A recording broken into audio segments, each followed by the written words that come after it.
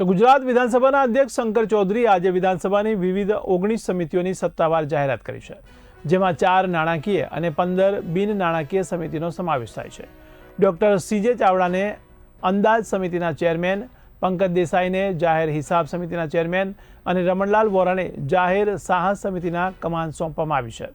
આ ઉપરાંત પંચાયત રાજ સમિતિના ચેરમેન તરીકે ઉદય કાનગડ, સરકારી કામકાજ માટે અર્જુનસિંહ ચૌહાણ અને ખાતરીઓ માટેની સમિતિમાં પ્રમુખ તરીકે અમિત શાહની નિમણૂક કરાઈ છે.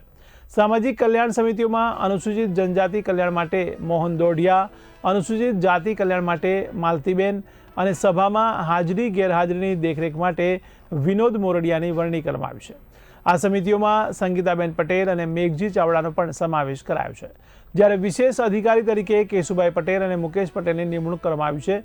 તમામ સમિતિઓના અધ્યક્ષ અને સભ્યોના નામ જાહેર થતાં જ હવે વિધાનસભાનું કામકાજ નવી ગતિ પકડશે.